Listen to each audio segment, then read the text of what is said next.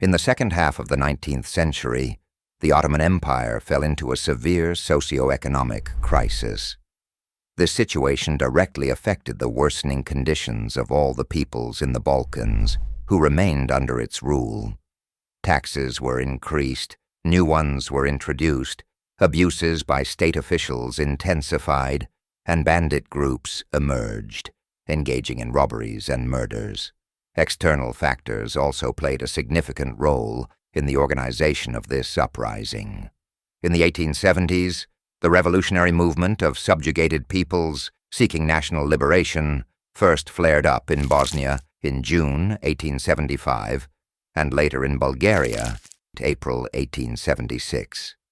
Subsequently, a war broke out between Serbia, Montenegro, and Russia against Turkey in June 1876, which significantly worsened the position of the Macedonian people. They faced immense exploitation, were forced to perform corvée labor on roads and other infrastructure, and had to finance the war by paying new and heavy taxes. Peasants suffered the most from the arbitrariness of tax collectors and field guards, as well as from banditry.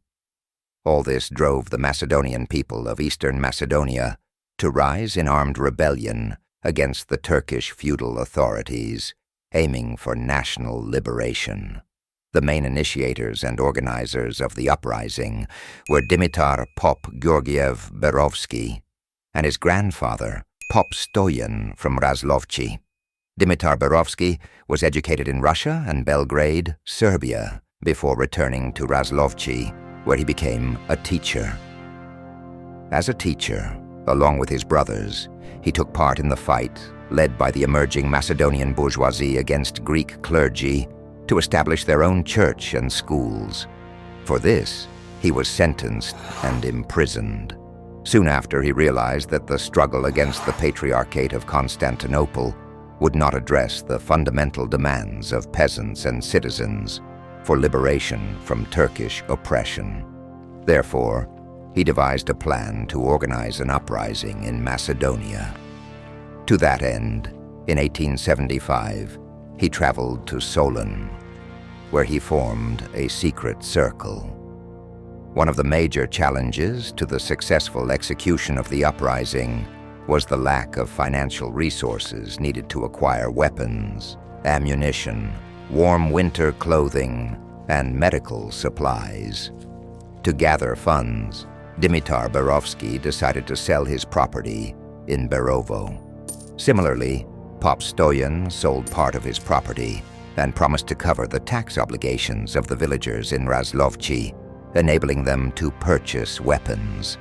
These funds were used to buy arms and ammunition, which were stored in secret locations in Razlovci, Pijanek, and Radovice regions. Additionally, a few months before the uprising, Berovsky instructed two teachers from Solun, Nedela Petkova and Stanislava Karaivanova, mother and daughter, to craft a flag for the forthcoming rebellion. The flag, measuring 186 by 165 centimeters, was created with a yellow background featuring a fierce red lion and bore the inscription, Macedonia. After the rebellion began, the flag was further embroidered with the slogan, "Rise up to liberate you." It was inspired by a photograph likely owned by Dimitar, depicting the Macedonian coat of arms as illustrated by Hristofor Zefarovich. In April 1876, Dimitar Berovsky arrived in Razlovci to assess the progress of the uprising preparations, which were actively led by Pop Stoyan Razlovsky. Several preparatory meetings were held at Koladzerdzevo, at the foot of Mount Golak. In one such meeting, it was decided that the uprising would encompass the eastern part of Macedonia. It was planned to begin in Pijanek, targeting the liberation of the main settlement, Tsarevo Selo, modern-day Delchevo, and the Maleshevo region. Coordinated efforts aimed at capturing Berovo, which had fewer Turkish soldiers, and ultimately attacking the regional capital, Pechevo, where the administrative center was located. The rebellion was intended to spread to Radovish, Strumica, Petrich, and Melnik. To prepare these areas, Berovsky planned to tour all the villages with a small detachment to ensure readiness for the uprising signal. On May 19, 1876, a final meeting was held, attended by about 30 armed conspirators. During the meeting, news arrived that Turkish tax officials had reached Razlovci. Fearing discovery, the insurgents acted swiftly and decided to launch the rebellion immediately. That night, an additional 30 armed villagers joined the cause, and it was resolved to begin the uprising in Razlovci and later expand it further. Dimitar Berovsky was chosen as the leader and commander. On the morning of May 20th, 1876, the insurgents attacked Razlovci. Some Turks were killed, and others were wounded. The villagers burned the tax records. Following Popstoyan's order, his son Kostadin set his inn on fire to set an example for the villagers, showing that freedom was more valuable than possessions.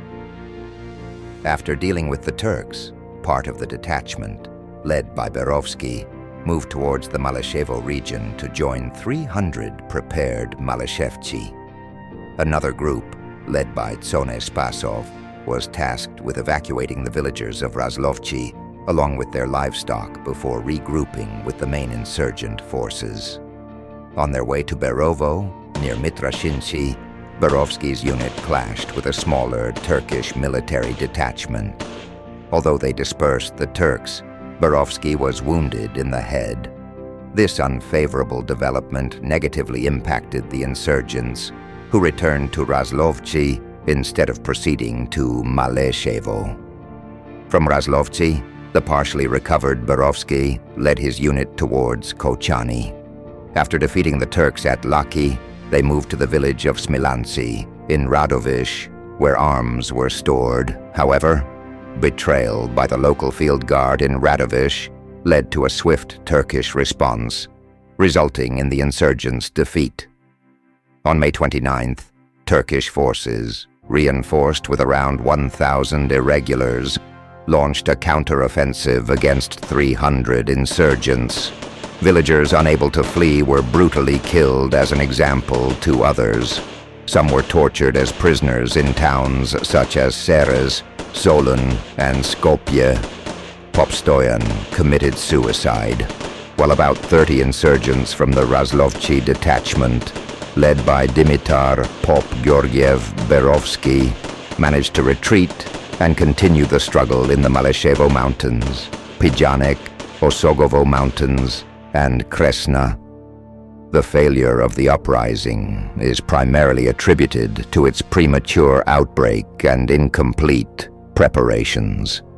The wounding of its leader also adversely affected its course. The insurgents failed to coordinate and connect with organized rebel formations in eastern Macedonia. On the other hand, the local Turkish authorities reacted swiftly, suppressing the uprising in its early stages. Despite its quick collapse, the Razlovci uprising holds great significance in the history of the Macedonian people. It was independently organized, materially supported, and executed by the Macedonian secular and spiritual intelligentsia, with widespread participation from the peasantry.